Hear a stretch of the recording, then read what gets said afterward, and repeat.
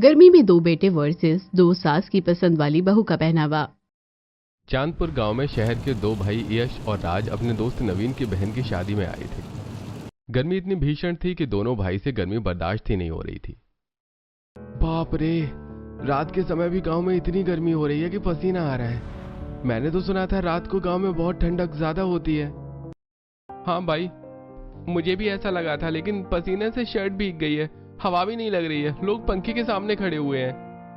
क्या करें, दोस्त के बहन की शादी है, वरना गांव में कहाँ मन लग रहा है। कल सुबह होते ही घर से निकल जाएंगे। फिलहाल तो ठंडा पानी या कोल्ड ड्रिंक मिल जाती तो मजा आ जाता। ये लीजिए ठंडा ठंडा नींबू पानी का शरबत पीजिए, क्योंकि यहाँ तो कोल्ड ड्रिंक मिलना थोड़ा संभव सा है। बिल्कुल जैसे ही आप इस ठंडे ठंडे नींबू पानी को पियेंगे आपकी गर्मी भाग जाएगी, क्योंकि ये मटके का पानी है जो गांव में काफी ज्यादा ठंडा होता है। इसके आगे बर्फ फीकी है। थैंक यू, हमें देखकर आप ये ठंडा नींबू पानी लेकर आई हैं। सच में काफी रिफ्रेशिंग है। मेरी तरफ से भी थैंक यू आप दोनों को। वैसे आप किसके साइड से हैं? हम तो लड़के वालों की तरफ से ही हैं। और हम लड़की वालों की तरफ से। संध्या जैसे ही जाती है उसका दुपट्टा यश की घड़ी में अटक जाता है, तो यश मुस्कुराकर उसका दुपट्टा निकालता है। इतने में गांव का जानने वाला मुकेश घूरते हुए, अरे आंखें नीची कर, अपने गांव की छोरियों को ऐसे ताड़ रहा है। शर्म कौन नहीं आवे तुझे? तुम्हारे शहर में ये सब होता होगा, गांव में नहीं चलेगा ये सब। अरे माफ करिए अंकल जी, लेकिन आप हमें गलत समझ रहे हैं, ऐसा कुछ नहीं है। और तुम दोनों अभी तक खड़े, जाती क्यों नहीं हो? जा रहे हैं काका जी। दोनों लड़कियां वहां से जाकर शादी की रस्म देखने लगती हैं। मुकेश भी सुनाकर चला जाता है। भैया ये कितने डरावने अंकल थे, हल्क जैसे। डरावने हैं तो हमें भी हंसाना आता है, कॉमेडी कर देते। क्या है रे हल्कू, क्यों चिल्ला रहा है हल्कू? हाँ भैया, बहुत फनी जोक था, हंसी बिल्कुल नहीं आ रही है। अरे ज्यादा मत बन। वैसे नींबू पानी पीकर थोड़ी राहत तो मिली। तुम दोनों यहाँ हो, तुम्हें कुछ खाने पीने के लिए चाहिए? वैसे मेरी बहन की विदाई हो गई है। तेरी आंखें नम है, चला थोड़ा बाहर खुली हवा में बैठते हैं, यहाँ बहुत भीड़ है। तब यश अपने दोस्त को खटिया की तरफ ले जाता है, जहाँ थोड़े बहुत मच्छर काट रहे थे, लेकिन हवा भी चल रही थी। सामने खेत था। नवीन अपनी बहन को बहुत याद करता है और फिर यश राज उसे सुलाने के बाद खुद भी वहीं सो जाते हैं। तो करवट बदलते हैं और इसी तरह सुबह हो जाती है। पक्षियों की चहचहाहट और मुर्गे की बांग से 6 बजे ही दोनों भाई उठ जाते हैं। सुबह हो गई, बहुत गर्मी लग रही है, ठीक से सो भी नहीं पाया। भैया आपका दोस्त कहाँ है? अरे मुझे क्या पता, मैं तो अभी जागा हूँ। शायद काम में लग गया होगा, शादी के बाद भी बहुत काम रहते हैं ना। अरे वैसे जो भी बोलो, रात को जो लड़कियां आई थी अच्छी थी ना? हाँ भैया, मेरा तो दिल भी आ गया है। बड़ा दिल आ गया है? याद है ना रात वाला चाचा कैसे बोल रहा था, हल्कू कहीं का। तभी नवीन की माँ दोनों को चाय नाश्ते के लिए बुलाती हैं। दोनों नहाने जाते हैं, लेकिन बाकी के लोग नहा रहे होते हैं, तो दोनों इंतजार करते करते खेत में मस्ती करते हैं। गाने को गिटार की तरह लेकर बजाने लगता है। तुझे देखा तो ये जाना सनम, प्यार होता है दीवाना सनम। अबे ओए DDLJ के नकली शाहरुख खान, अपने आप को असली राज मत समझ। यहाँ तुझे कोई सिमरन नहीं मिलने वाली है। लेकिन राज, मुझे बहुत गर्मी लग रही है यार, ठीक से खड़ा नहीं हुआ जा रहा है, चक्कर से आ रहे हैं। अरे मैंने आपको बोला था ना रात को खाना खा लो, खाना खा लो, लेकिन नहीं, आपने सिर्फ वो नींबू पानी ही पिया है। हालत तो खराब होगी ना, ऊपर से गर्मी है यहाँ। हम नवीन भाई के घर से दूर आ गए हैं, चलो इस खेत को पार करके जल्दी नहाकर कुछ खा लेना। यश और राज थोड़ा सा ही खेत पर रहते हैं और फिर सूरज की तेज गर्मी से यश परेशान होता है। बीपी लो होने से चक्कर खाकर बेहोश हो जाता है। इतने में राज मदद की गुहार लगाता है। अरे कोई है, मेरी बात सुनो, मेरे भैया बेहोश हो गए हैं, अरे कोई मेरी मदद करो। तब वहां संध्या और प्राची आते हैं और ट्यूबवेल से पानी लाकर संध्या यश के चेहरे पर छिड़कती है। आंखें खोलिए, आप ठीक तो है, होश में आइए। भैया उठो ना, भैया मुझे बहुत टेंशन हो रही है। संध्या दोबारा से यश के ऊपर पानी छिड़कती है। गांव वाले लोग दूर से दोनों को इस हालत में देखकर गलत समझते हैं। इतने में यश को होश आ जाता है। काका मुखिया, संध्या, प्राची का पिता और होने वाले ससुर वहां पहुंच जाते हैं। बेशरम, ये तूने क्या किया? एक पराई लड़की के साथ खेत में गुलछर्रे उड़ा रही है। और प्राची, तू भी शर्म नहीं आती? तुम दोनों को शादी होने वाली है और ऐसी हरकतें। काका ऐसा मत बोलिए, ऐसा कुछ नहीं है। हम तो इस भले लड़के की मदद कर रहे थे। आपका शुक्रिया, आपने मेरी मदद करी। आप दोनों वही है ना जो रात को भी नींबू पानी पिला रही थी? अच्छा, तो बात यहाँ तक पहुँच गई। संध्या, प्राची, तुम दोनों ऐसा करोगी मुझे पता नहीं था। देख ले बाबूलाल, तेरी दोनों बेटियों ने क्या गुल खिलाया है। 4 दिन बाद शादी और ये दोनों ऐसा कर रही हैं खेत में। आपको गलतफहमी हुई है मुखिया जी, हम दोनों बस इनकी मदद करने आते हैं। अरे बेशर्मो, कुछ नहीं तो अपने रिश्ते का तो ख्याल रखती जहाँ रिश्ता जुड़ा है। अरे ये क्या बाबूलाल जी, आपको क्या लगता है मैं आपकी दोनों बेटियों के बारे में पता नहीं चलेगा? आ गई हमारे कानों तक ये बात और अब हमें ये रिश्ता नहीं करना। अरे आप लोग गलत समझ रहे हैं। मैं ऐसा मत कीजिए अंकल जी, हमारी न सही अपनी बेटियों पर तो विश्वास कीजिए। वो क्या कह रही हैं? हाँ अंकल जी। अरे अब यहाँ रुकने का कोई मतलब नहीं है बाबूलाल, हम आपकी दोनों बेटियों से रिश्ता तोड़ रहे हैं। ये सुनकर जगदीश चला जाता है। बाबूलाल उसके आगे बहुत हाथ जोड़ता है लेकिन कोई सुनवाई नहीं होती। तब वो अपने सिर पर जोर जोर से मारता है। फिर अपनी दोनों बेटियों को थप्पड़ मारने वाला होता है कि यश, राज उसका हाथ पकड़ लेते हैं। बस कीजिए अंकल, अब बहुत ज्यादा हो रहा है। अरे तुम दोनों ने मेरी इज्जत मिट्टी में मिलाई और तुम दोनों हो कौन जो मेरी बेटी के साथ यहाँ हो? मेरी दोनों बेटियों का रिश्ता टूटा है सिर्फ तुम्हारी वजह से। कुछ दिनों में उनकी हल्दी मेहंदी शादी थी, सब पर बात कर दिया। आपको और मेरी बेटियों से शादी कौन करेगा? अरे बाबूलाल, अब तुम्हारी बेटियों से कोई शादी नहीं करेगा। हम करेंगे, हमें ये दोनों पसंद है अंकल, आप चिंता मत कीजिए। आपकी बेटियों को अच्छा फ्यूचर ही मिलेगा हमारे साथ। तभी मुकेश दोनों का गिरेबान पकड़ लेता है। अरे तुम दोनों की वजह से एक तो दोनों बच्चों का रिश्ता टूट गया और तुम्हारी हिम्मत इतनी कि तुम खुलेआम गांव में ये बोल रहे हो कि हमारी बच्चों को पसंद करते हो, उनसे शादी करोगे या? हाँ, ये सब नहीं चलता। अरे हल्कू चाचा, ज्यादा हवा में उड़िए मत। उनके पिता ही तो बोल रहे हैं कि अब उनसे शादी कौन करेगा। हम अच्छे खानदान के शहर के लोग हैं, ऐसे वैसे नहीं।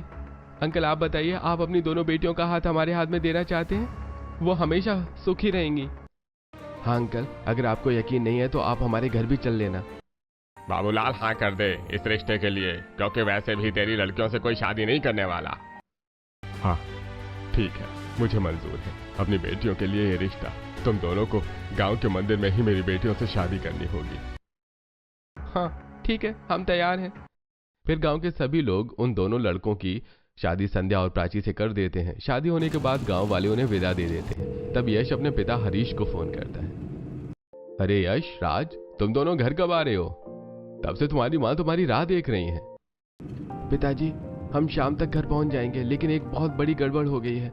हम यहाँ शादी में आए थे और गांव वालों ने हमें गलत समझ लिया।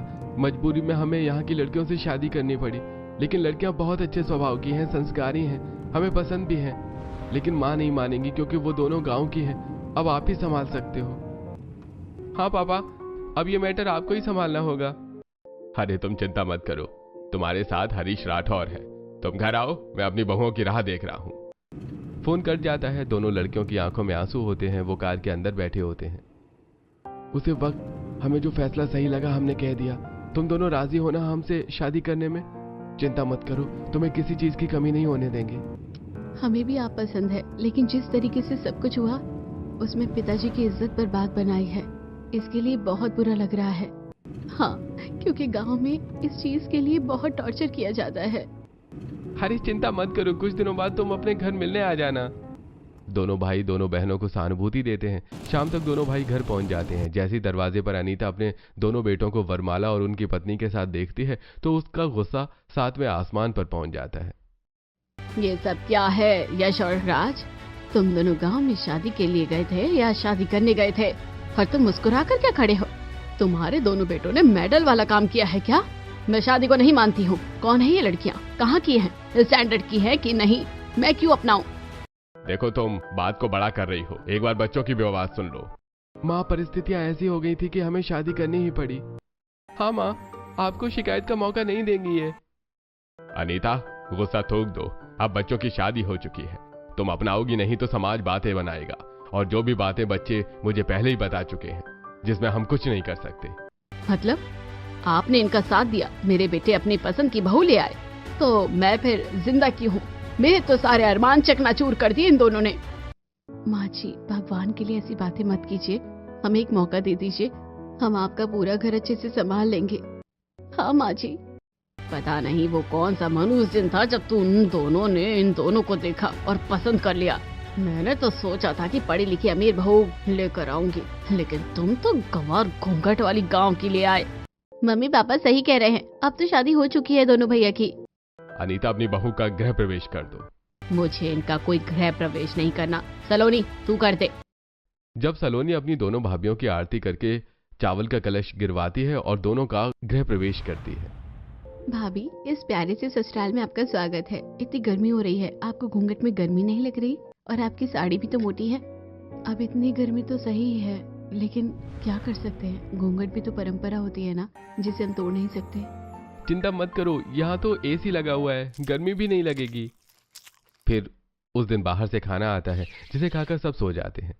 अगले दिन ब्रह्म मुहूर्त में उठकर सुंदर सी साड़ी में पल्लू करके तैयार हो जाती है और घर का फिर कोना कोना चमका कर रसोई में खाना तैयार कर देती है। प्राची, अभी तक कोई नहीं आया, चल दिया भी जला देते हैं। तब दोनों बहू मंदिर में दिया जला देती हैं। पूरा घर धूप बत्ती की खुशबू से महक रहा था। इतने में बाकी लोग भी उठ कर आते हैं। क्या बात है, आज तो पूरा घर नया सा लग रहा है। ये सोफा तो इस तरफ था, यहाँ कैसे आया? अरे सच में घर को एक नया रूम मिल गया है। अरे यह सब तो मेरी दोनों संस्कारी बहुओं ने किया है। क्यों बहुओं? अरे बेटा, अभी तक घूंघट करोगी? देखो, यहाँ पर यह सब नहीं होता, लेकिन तुम सिर पर भी पल्ला कर सकती हो, किसी को बुरा नहीं लगेगा और तुम्हारी परंपरा भी रह जाएगी। शुक्रिया पापा जी। दोनों बहू अपना घूंघट करके सिर पर पल्ला कर लेती हैं। तभी अनीता आकर, कि मेरे घर को किसने चेंज कर दिया? फर्नीचर इधर उधर हो गए और सफाई भी काफी ज्यादा। माँ जी, हम सुबह जल्दी उठे थे, इसलिए हमने घर की साफ सफाई कर दी और टेढ़े मेढ़े सोफों को ठीक जगह लगा दिया और खाना भी बना दिया, पूजा भी कर दिया। ऋषि, ये तुम्हारी कैसी संस्कारी बहुएं हैं जो घर आते ही अपना राज चला रही हैं? देखो कैसे सेटिंग बदल दी। इसे सेटिंग बदलना नहीं, घर को सजाना कहते हैं। बहू के कदम पड़ते ही घर मंदिर हो गया। फिर सभी लोग दोनों संस्कारी बहू के हाथ का खाना खाते हैं, जिसे खाकर खुश हो जाते हैं, लेकिन जानबूझकर अनीता कमी निकाल देती है। इसे खाना कहते हैं? मुझे तो इसमें कुछ भी अच्छा नहीं लग रहा। ऊपर से इनका पहनावा तो देखो गांव टाइप की है। पता नहीं मैंने अपने दोनों बेटों के लिए क्या क्या सोचा था, सब बर्बाद हो गया। अरे क्या बात कर रही हो मम्मी, इतनी अच्छी तो आलू की कचौड़ी और दही बनाया है, पहनावा भी अच्छा है। तू तो यही कहेगा, तेरी पसंद की लुगाई जो आ गई है इस घर में। माँ जी, ये देखिए आपकी पसंद का चावल बनाया है, एक बार खाकर देखिए। मुझे जो खाना है मैं खा लूंगी, तेरी परमिशन की जरूरत नहीं है मुझे। सच में भाभी, आप दोनों ने बहुत बढ़िया खाना बनाया है। और इसीलिए मेरी तरफ से तुम दोनों की पहली रसोई का शगुन ये रहा। हरीश दोनों बहुओं को साड़ी और जेवर देता है। शुक्रिया पापा जी। भाभी, लंच पैक कर दीजिए ना, बहुत अच्छा बनाया है, अब ऑफिस जाना है। जी देवर जी। तब दोनों बहुएं अपने पति और दोनों देवर का लंच पैक कर देती हैं, जिसके बाद चारों ऑफिस चले जाते हैं और दोनों आज्ञाकारी बहू की तरह रसोई समेटती हैं। एक हफ्ता गुजर जाता है। दोनों बहू अपने ससुराल की जिम्मेदारी बड़े अच्छे से संभालती हैं। एक दिन पड़ोसन अनुष्का उनके घर आती है। क्या बात है अनीता, तूने चुपके चुपके अपने दोनों बेटों की शादी कर दी और गली में किसी को खबर तक नहीं की, ना मुंह दिखाई पर बुलाया। मेरे बेटों ने अपने पसंद की शादी की है, मेरे पसंद की नहीं, इसलिए मैंने किसी को नहीं बताया और ये शादी भी गांव से करके आए हैं। पर जो भी बोलो, तेरी दोनों बहुएं बहुत आज्ञाकारी और संस्कारी है और उनका पहनावा तो मुझे बहुत पसंद है। सादगी से रहती है, पूरा पल्लू करके, फुल स्लीव साड़ी पहनकर, वो भी इतनी गर्मी में। भैया, मेरे से तो साड़ी नहीं पहनी जाती, इसलिए कूलर के आगे बैठी रहती हूँ। मैं खुद एसी के कमरे में रहती हूँ। इस बार तो गर्मी अप्रैल से भी पहले ही आ गई है। हाँ सच में। अरे आंटी जी, आप नमस्ते। नमस्ते। तब संध्या अनुष्का के पैर छू लेती है। जीती रहो बहू, सदा सुहागन रहो। वाह, जैसे दूर से देखा था पास से भी बिल्कुल संस्कारी हो। तारीफ करके इसको चने के झाड़ पे मत चढ़ा। हमारी नोकझोंक तो होती रहेगी, मैं चलती हूँ।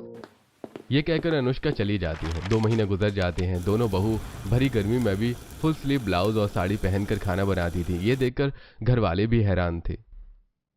माँ जी, पापा जी, ये लीजिए आपकी गरम गरम पूरी और सलोनी तुम्हारी आलू गोभी की सब्जी। प्रेम, ओम तुम्हारे लिए ओट्स का ब्रेकफास्ट, सब रेडी है। सब तो ठीक है भाभी, लेकिन आप दोनों इतनी देर से रसोई में लगी हो। गर्मी से देखो आप दोनों का क्या हाल हो गया है। गर्मी नहीं लगती है क्या आपको? अब गर्मी तो लगती है, इसका कोई इलाज नहीं है, लेकिन ये साड़ी कंफर्टेबल है, सूती जो है। छी, एक नंबर का बकवास पहनावा है इन दोनों का। अरे थोड़ा सा इन्हें मॉडर्न बनने की जरूरत है। अब भले ही गांव से आई हैं, ये नहीं कि थोड़े हल्के कपड़े पहन ले। अरे तुम उन दोनों के पहनावे के पीछे क्यों पड़ी हुई हो? अगर कोई आता जाता उन दोनों की तारीफ करता है, लेकिन तुम्हें तो ऐसी बहू चाहिए ही नहीं। देखो, घर में परंपरा और संस्कारी बहुएं ही अच्छी लगती हैं, ना कि मॉडर्न। जमाना कितना भी मॉडल हो जाए, लेकिन संस्कार कभी नहीं छोड़ने चाहिए। ओहो, ज्यादा ज्ञान मत दो। प्रेम ओम, अब वक्त आ गया है कि मैं तुम दोनों की शादी कर दूं। मैं नहीं चाहती कि तुम दोनों भी अपनी पसंद की लड़कियां ले आओ इस घर में, क्योंकि मुझे तो मॉडर्न और अमीर लड़कियां ही चाहिए मेरे बहू के रूप में। नहीं माँ, हमें कोई ऐतराज नहीं है। हम दोनों को तो आजकल की ही मॉडर्न लड़कियां पसंद है। भैया को ज्यादा ही आदर्शवादी है, इसलिए उन्होंने गांव की पसंद कर ली, लेकिन हमसे ये नहीं हो पाएगा। हाँ, पिटना चाहता है क्या भैया से? प्रेम के ये बोलते ही यश और राज बड़ी बड़ी आंखें करके उन्हें घूर रहे थे। अरे भैया, आप कैसे समझ रहे हैं? ऐसा कुछ नहीं है, मेरी दोनों भाभी मुझे बहुत पसंद है। चुपचाप खाना खा ले। 2 हफ्ते में अनीता अपने दोनों बेटों के लिए अपने पसंद की अमीर और मॉडर्न लड़कियां ढूंढ लेती है और उनकी शादी अपने दोनों बेटों से कर देती है और बड़े प्यार से चांदनी और शालू का गृह प्रवेश करती है। ढोल नगाड़े बज रहे थे, फैशनेबल लहंगे में दोनों घर में आती हैं। तब मेहमानों को देखकर दोनों बड़ी बहू एक घूंघट में थी। ये देखकर सास की पसंद की बहुएं हंसने लगती हैं। माँ जी, गाँव की घूंघट वाली औरतें कौन है? नौकरानी, इन्हें हमसे घूंघट करने की क्या जरूरत है? हाँ माँ जी, और वैसे भी आजकल घूंघट का जमाना कहाँ रहा है। कौन है ये पुरानी औरतें? भाभी, ऐसा मत कहिए, ये आपकी जेठानियां हैं। यही तो इन दोनों गंवार बहुओं का मुझे पसंद नहीं है। हाँ अनीता, बिना कुछ सोचे समझे मत कहा करो। यहाँ और भी रिश्तेदार हैं, जिसकी वजह से दोनों बहू ने उन्हें सम्मान देने के लिए घूंघट किया है। जैसे कि बहुत तुम्हारी पसंद की आई है, क्या ही बोलो, छोड़ो। पापा जी, अगर आप जेठानी जी की तरफ पॉइंट आउट कर रहे हैं कि हम भी घूंघट करें, तो सॉरी, ये सब पॉसिबल नहीं है। वही तो, हमारा पहनावा देखो। उनकी ये मामूली सी साड़ी देखकर लगता नहीं है कि अपनी शादी में भी इन्होंने इतना एक्सपेंसिव लहंगा पहना होगा। छोड़ो ना चांदनी, ये सब। वैसे तो चांदनी शालू नई बहू होने के नाते तुम्हें भी घूंघट करना चाहिए, लेकिन माँ जी और तुम्हारी मर्जी में मैं कुछ नहीं कहूंगी।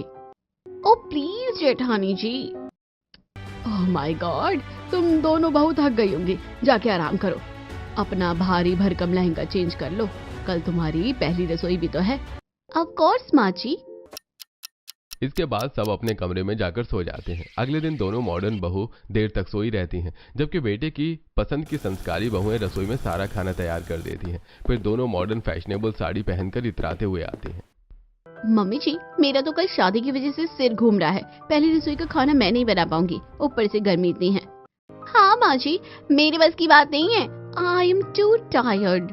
तुम दोनों परेशान मत हो, सारा खाना तो इन दोनों गंवारों ने बना ही लिया है। प्राची, संध्या, मीठा हलवा बना दो और इन दोनों से कड़छी चलवा देना। जी माँ जी। दोनों जेठानियां अपनी देवरानी से बने बने खाने में कड़छी चलवा देती हैं। ये कपड़े देख ससुर ऐतराज जताता है। अनीता, थोड़ा तो अपनी दोनों बहुओं को समझाओ कि नई बहुएं घर में ऐसे कपड़े नहीं पहनती हैं। क्यों, क्या बुरा है इनके पहनावे में? कम से कम उन दोनों गंवार से तो अच्छी हैं। हाँ पापा जी, वैसे भी हम जेठानी की तरह नहीं हैं। इतनी गर्मी में ऐसी साड़ी और ब्लाउज पहनना है। वही तो पापा जी, आपको अपना माइंड सेट बदलने की जरूरत है। ये सुनकर हरीश खाने से उठकर कमरे में चला जाता है, तो दोनों बहू खाना और पानी लेकर कमरे में पहुंच जाती है।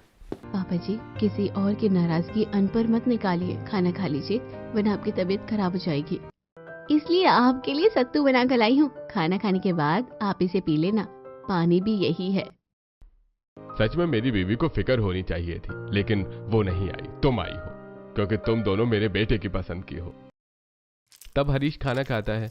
वहीं दोनों मॉडर्न मूवी ब्रेकफास्ट करके ऊपर आती हैं। तब उनके डीप नेक ब्लाउज और ब्रा स्टेप हाईलाइट होती है।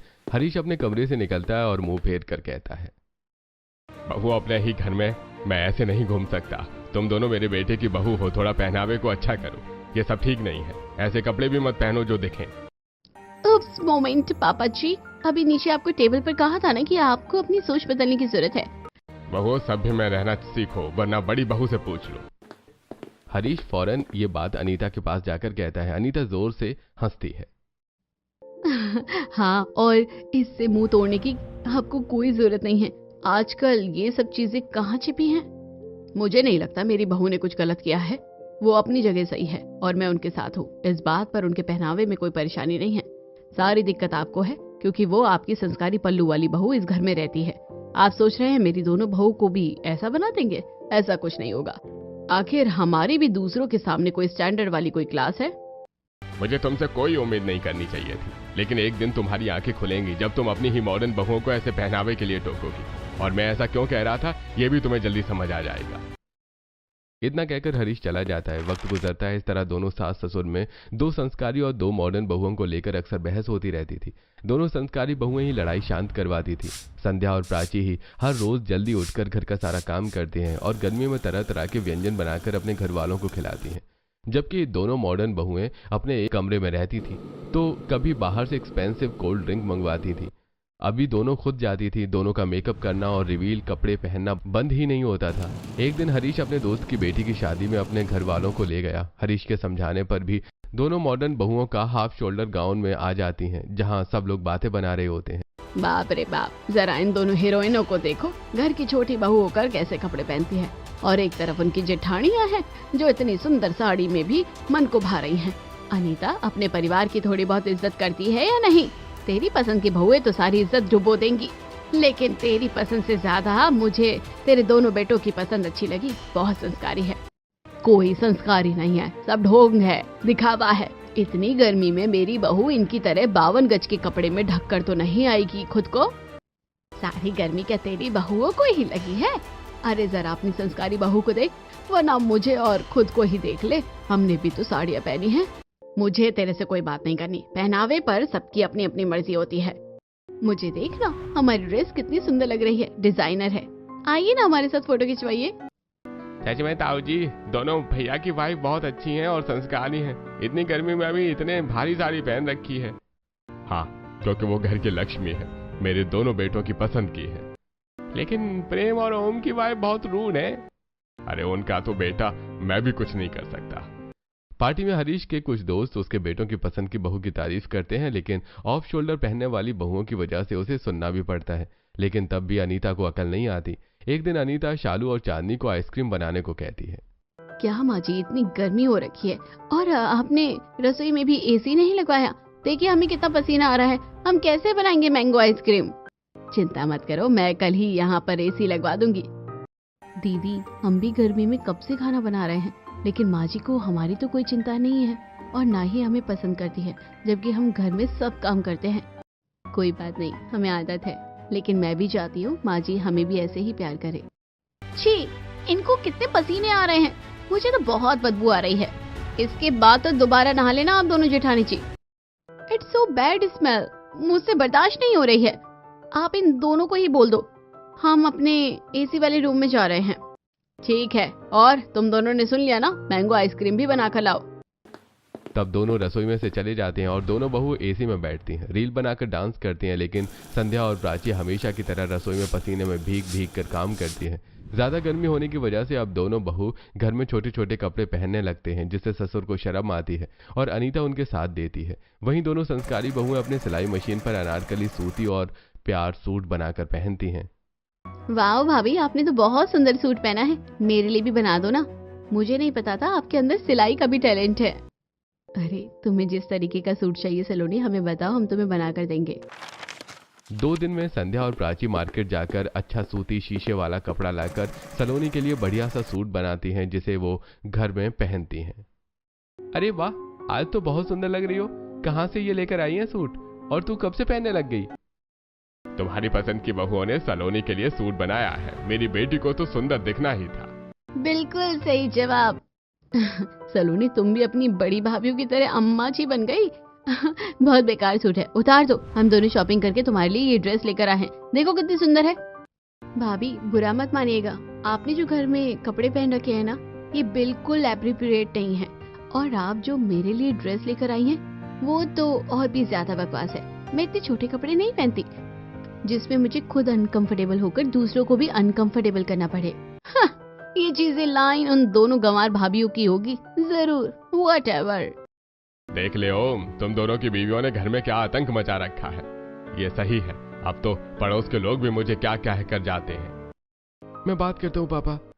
दोनों अपनी पत्नियों से बात करते हैं लेकिन दोनों उल्टा जवाब दे देती हैं। फिर प्रेम और ओम अपने दोस्त के बर्थडे में अपनी पत्नियों को ले जाते हैं, जहां रिवीलिंग शॉर्ट ड्रेस पहनकर उनके दोस्तों से चिपक चिपक कर डांस करती हैं और फ्लर्ट करती हैं। प्रेम और ओम को ये बिल्कुल भी अच्छा नहीं लगता, तो हाथ खींचकर पार्टी से साइड में ले जाते हैं। चांदनी, क्या हो रहा है? तुम शादीशुदा हो, तुम्हें शर्म नहीं आती उसके साथ चिपक चिपक कर डांस करते हुए? ये सब तुम्हारे छोटे कपड़ों की वजह से हुआ है। और मनोज, तुझे भी अकल नहीं आती है जो इसके साथ नाच रहा है? अरे मुझसे पहले अपने गिरेबान में झांक, मैंने नहीं, वही दोनों डांस के लिए आई थी और फ्लर्ट भी कर रही थी, चाहे तो शिवम से भी पूछ ले। अरे क्या सुन रहा हूँ शालू, आज के बाद तुम ऐसे कपड़े नहीं पहनोगी, बस भाभी की तरह ही ढंग की साड़ियाँ पहनोगी। क्यों, कोई जबरदस्ती है? हम दोनों तो ऐसे ही कपड़े पहनेंगे, समझे तुम दोनों? दोनों फिर से पार्टी में नाचने लगती हैं। ओम, आज रिग्रेट हो रहा है कि माँ की पसंद ऐसी है, जबकि भैया की पसंद कितनी अच्छी है। पापा भी उनसे खुश रहते हैं और ये दोनों घर में भी बदतमीजी करती हैं। सही बोला तू। दोनों घर जाते हैं तो अनीता छोटे बेटों की मुरझाई चेहरा देखकर सवाल करती है, तो अपनी पसंद की बहू की हरकत पता चलती है। अगले दिन सास चारों बहुओं को मंदिर ले जाती हैं, तब पंडित उसकी दोनों वेस्टर्न कपड़े पहनने वाली बहू की बेइज्जती करता है और संस्कारी बहू के पहनावे की तारीफ, जिससे अनीता भी शर्मिंदा होती है। बहू, मैंने तुम्हें कहा था ना मंदिर जाओगी तो ऐसे कपड़े मत पहना, फिर भी तुम नहीं मानी। अरे क्यों माँ जी चिक चिक कर रही हैं? हमने तो आपको पहले ही कहा था कि हमें मंदिर, पाठ, पूजा, इसमें हमारा कोई इंटरेस्ट नहीं है, फिर भी आप हमें लेकर आई। अब हम तामझाम करके कपड़े पहने क्या? ऊपर से इतनी गर्मी हो रही है, लेकिन आपको कुछ नहीं समझ आता। चांदनी, तुम बाहर ऐसे सबके सामने माँ जी की बेइज्जती नहीं कर सकती। तुम चुप रहो, वरना हमसे सुनोगी। शालू, मूवी देखने चलते हैं, वहीं एसी में बैठकर पॉपकॉर्न खाएंगे। दोनों बहुएं सिनेमा हॉल में एसी में बैठकर अब पॉपकॉर्न खाती हैं। अपनी पसंद की बहू की ऐसी हरकत देखकर चारों जनों से अनीता को सुनने को मिल जाता है और वो रोती है। हरीश की बात पर रिग्रेट हो रहा होता है। बारिश पड़ने से अगले दिन और गर्मी हो जाती है, वहीं जिससे दोनों बहुओं को रैशेज हो जाते हैं, तो चंदन लगा लेती हैं। अरे बहू, ये तुम्हारे चेहरे पर, हाथों पर क्या हो गया दोनों को? चिंता मत कीजिए पापा जी, गर्मी की वजह से घमौरियां हो गई हैं, तो चंदन लगाकर ठंडक पड़ेगी तो हम ठीक हो जाएंगे। ठीक है बहू। सुनो तुम चारों बहुए, मैंने मन्नत मांगी थी कि मेरे चारों बेटों की शादी हो जाएगी तो गुरुजी को खाना खिलाऊंगी, लेकिन गुरुजी आज अचानक आ जाएंगे, ये मुझे नहीं पता था। अब जल्दी से चारों अच्छी साड़ी पहनकर तैयार हो जाओ, समझ रही हो ना चांदनी और शालू, वरना उनके सामने बेइज्जती हो जाएगी और हम कोई गलती नहीं कर सकते। सही से खाना परोसना। ओह गॉड, गर्मी में ये भी करना पड़ेगा क्या? ठीक है, हम तैयार होते हैं। संध्या और प्राची गर्मी में भी अच्छी भारी भरकम साड़ी पहनकर तैयार हो जाती हैं और खाना बनाने लगती हैं कि सिलेंडर खत्म हो जाता है। वहीं शालू और चांदनी भी जैसे तैसे साड़ी पहनकर आ जाती हैं। इतने में गुरुजी आ जाते हैं। तभी संध्या और प्राची उनके पैर छूती हैं। पीछे से दोनों मॉडर्न बहुएं आती हैं तो उनकी साड़ी खुल जाती है। सदा सुहागन रहो बहू। अरे ये सब क्या है? अनीता, तुम्हारी ये दोनों बहू ने क्या हालत बना रखी है? राम राम राम राम राम। हम ऐसे घर की ऐसी बहुओं से पानी नहीं पिएंगे जो इस तरीके से कपड़े पहनती हो। शर्मिंदा गुरुजी, माफ कीजिएगा, दरअसल इन दोनों को ठीक से पहनना नहीं आता, इसलिए इनसे गलती हो गई है। क्षमा कीजिए गुरुजी, माफी मांगो तुम दोनों। माफ कर दीजिए गुरुजी। नहीं, हम यहाँ से जा रहे हैं। गुरुजी ऐसा मत कीजिए जी, माँ जी की तपस्या का फल है जो आप यहाँ आए, ऐसे बिना खाना खाए मत जाइए। कितनी संस्कारी हैं ये दोनों बहुएं। ठीक है, मैं रुक जाता हूँ। चारों बहू रसोई में अनीता के पास जाती हैं। माँ जी, सिलेंडर तो खत्म हो गया है, अब खाना कैसे बनाए? गुरुजी बाहर बैठे हैं। सिलेंडर खत्म हो गया, लेकिन बिजली है, इंडक्शन पर खाना बना लो। और प्राची, इन दोनों को ठीक से साड़ी पहना दो, इस बार खुली नहीं चाहिए। गुरुजी ने माफ कर दिया है, लेकिन अगली बार नहीं करेंगे। जी माँ जी। जैसे ही दोनों बहू इंडक्शन पर खाना बनाने जाती हैं कि लाइट चली जाती है। दोनों बहू फिर देसी अपना दिमाग लगाकर गर्मी में भी 2 चूल्हे पर खाना बनाती हैं। वहीं दोनों मॉडर्न बहुएं साड़ी पहनकर गुरुजी की हवा करती हैं। जैसे ही दोनों संस्कारी भावें खाना बनाकर लाती हैं, वहीं गर्मी से परेशान होकर गुरुजी के सामने ही दोनों अपनी साड़ी खोल देती हैं, जिससे गुरुजी का अपमान होता है। अब मैं और अपमान नहीं सह सकता। अनीता, तुम अपने पसंद की ऐसी बहुएं घर में लाई हो जिन्हें बड़ों के सामने कोई लाज शर्म नहीं है कि कैसे पहनावे में होना चाहिए। गर्मी चाहे कितनी भी हो, आबरू उतार कर तो नहीं फेंक सकते हैं ना। और एक वो दोनों हैं जो इतनी गर्मी में भी तपते चूल्हे पर मेरे लिए खाना बना कर लाई हैं। इसे कहते हैं घर की लक्ष्मी। और ये है तुम्हारे दोनों बेटों की पसंद की बहू। माफ कर दीजिए गुरुजी, क्षमा कर दीजिए। शालू, चांदनी, मैंने तुम्हें कितना समझाया था, लेकिन तुमने मेरी बेइज्जती करने में कोई कसर नहीं छोड़ी है। हरीश जी, आप सही कह रहे थे, घर में परंपरा और संस्कारी बहू ही अच्छी लगती है, ऐसी मॉडर्न नहीं। अब इन दोनों को इस घर से जाना होगा। अनीता का गुस्सा अपनी दोनों बहू पर फूट पड़ता है और उन्हें घर से बाहर निकाल देती है। तब संध्या और प्राची ही सबको सही से समझता है, तो दोनों बहू को अपनी गलती का एहसास होता है और संस्कारी बहू की वजह से ही गुरुजी शांति से बैठकर खाना खाते हैं। मुझसे बहुत बड़ी गलती हो गई है जो मैंने अपनी असली घर की लक्ष्मी को पहचानने में देर कर दी। माफ कर दो संध्या, प्राची। तब दोनों बहुएं सास के गले लग जाती हैं और वो खुशी खुशी रहते हैं।